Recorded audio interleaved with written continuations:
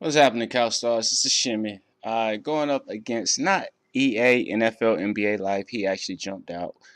I guess he was afraid. So Primetime jumps in. And I'm thinking to myself, like, is this the Primetime from last year that was 18th overall? When I was like, I don't know, I got down to like 64 in the top 100. He was really good. We played in X Hall of Fame.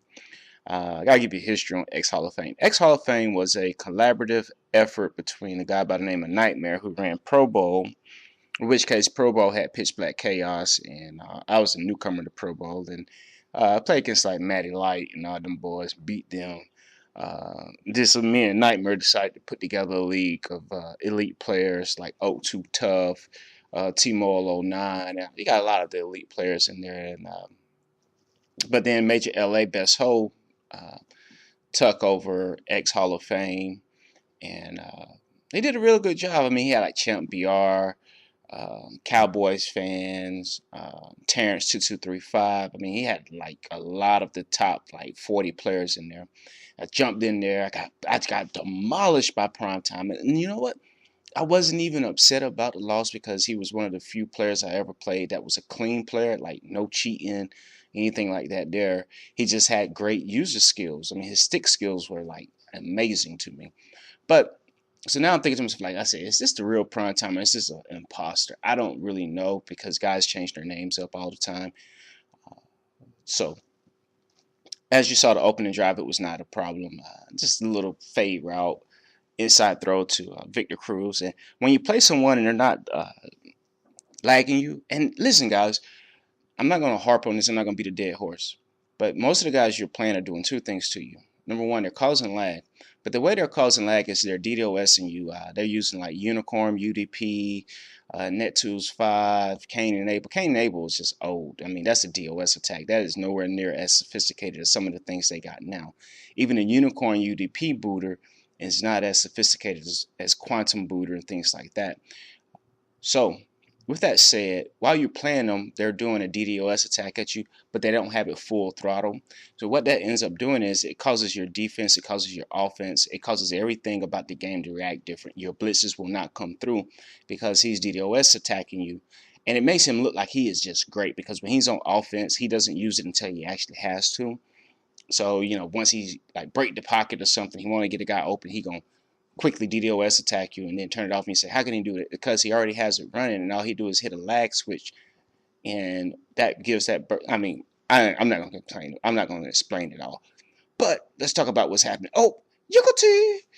So, Jaquan Williams, and this is something I figured out about the Giants. The Giants are like the best team on the game, but you have to do some substitutions. Your three linebackers should be Michael Boley, Jaquan Williams at middle linebacker, and Keith Rivers. With them three linebackers in the game, with the secondary, Hosley, Bruce Johnson, Prince Mukamura, Kenny Phillips, Corey Webster, Justin Tryon, it's like the Giants are a hard team to match up with because you don't really have to rush a lot of guys with the Giants. You can only rush two, Pierre Paul and Usi Manura, or Pierre Paul and Chris Canty. Regardless, this is Pierre Paul and somebody needs to be rushing. But I don't play like that a lot. But against Primetime, I say, yeah, I owe him an ass whooping because he put it on me last year. He beat me like 83-40. Now, the second time me and him played in Hall of Fame, he beat me by a touchdown because I got used to how the guys played in Hall of Fame. So, yeah. So sometimes the first time you see something, you may get blown out by it because it's new to you, and you haven't had time to really go into the lab and practice against it. And inside throw, touchdown. So make it 14-0. I'm like, yeah, this ain't a real prime time. So I don't know who this prime time is. He is a good player. He's a clean player. I give him much props for not lagging me, not doing any DDoS attacks on me, not doing any type of flooding of my network while I'm playing him. Congratulations on that. Oh, he couldn't come down with it. So what I'm doing now is I'm not blitzing him. I'm doing what I've decided to do from now on. Is like I've designed my blitzes in such a way that I know when it's time to blitz, they're going to come through. But it doesn't make sense for me to blitz every single down anymore. So right there's a good corner throw to Demaryius Thomas. And when you're in 4-3, 4-3 is very, very susceptible to corner throws. The only way you can stop them corner throws is if you tell that person else on man, If he's on man, just tell him to play to the outside shoulder.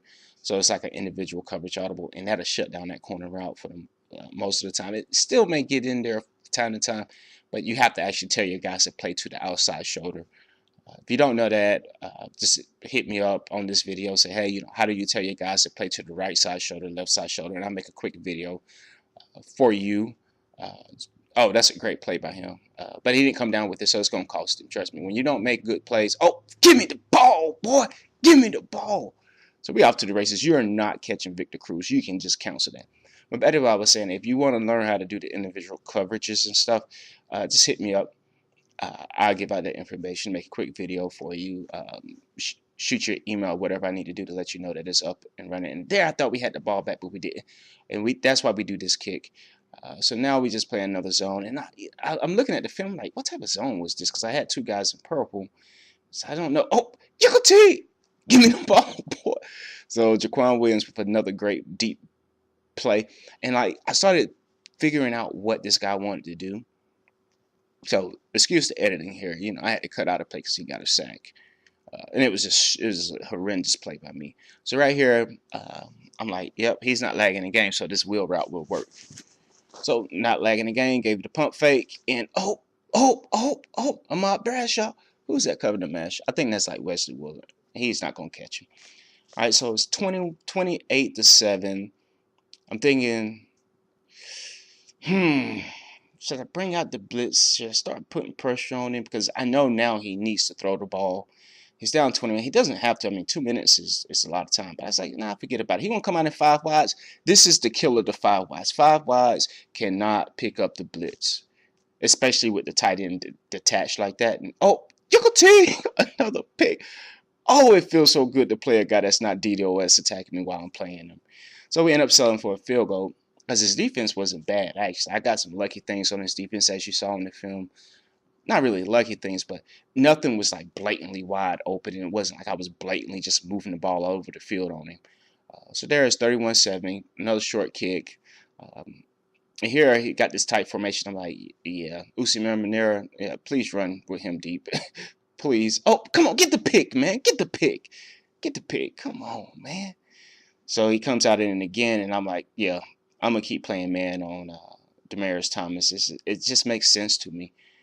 With the zone coverage over it, and that's a good throw by him. He likes these little, I don't know, they're like these, they're not posts, they're like these crossing routes that bend, they keep bending up. I see them in my playbook. They don't work for me when I run them, but he's very effective with them. I guess when you run them, you got to have a wheel route and that route in combination. If the wheel route isn't open, then you hit the other one.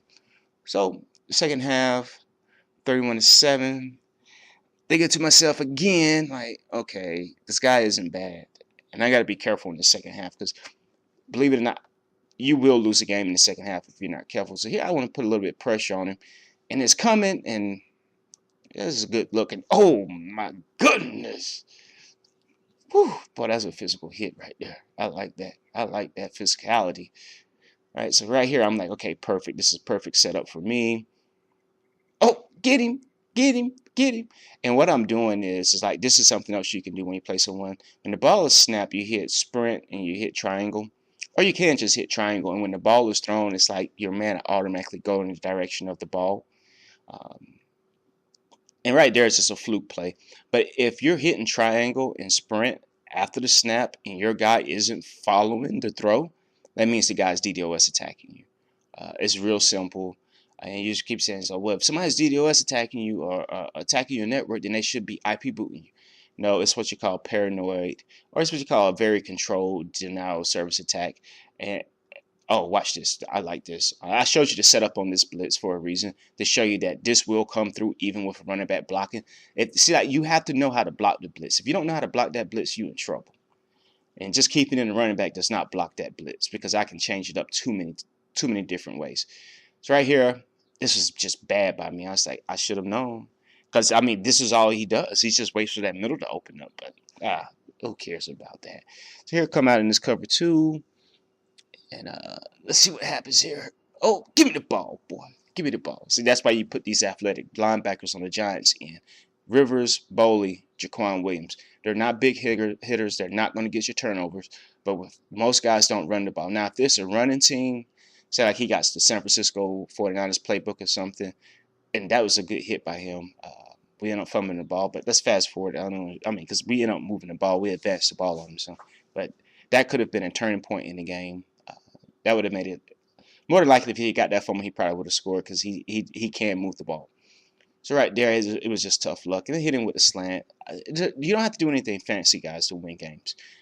I'm actually going back to my old playbook, which is the New York Giants playbook. I've had fun running Baltimore's, Indianapolis, Kansas City's, Miami's playbook, Detroit's playbook, but it's time to go back to the basics. In this game, I'm not in it. I'm in Detroit's playbook because Detroit's playbook has like a counter. Every shotgun formation has the counter run, so that's why I like Detroit's playbook. But I went back to my Giants playbook in a few games on my other profiles, and it's just like, you know what? Now I understand why I ran this playbook now. Because it's just so difficult to stop. I mean, because they have like these zig routes that are like, you can make them go 20 yards. You can make them go 10 yards. So it's like a great playbook to be in, the New York Giants playbook. Plus, it has good runs in it. It has some counters out of I formation, and then it has the play actions that you need. So I'm going back to the Giants playbook, and I'm gonna make a run under the SOCOM profile to get back in the top. I'm gonna shoot for the top 200 under the SOCOM. A couple of my other profiles, they're still lingering in 400 and top 300. I gotta work on You Don't Want None of Me because I'm on like a 20 game win streak with it. And I guess the next game I plan it, I'll show you guys. Also, be looking forward to the video on correcting what certain commentators are giving you guys about the 4-3 blitzes. They're not actually giving you the true breakdown on what actually occurs.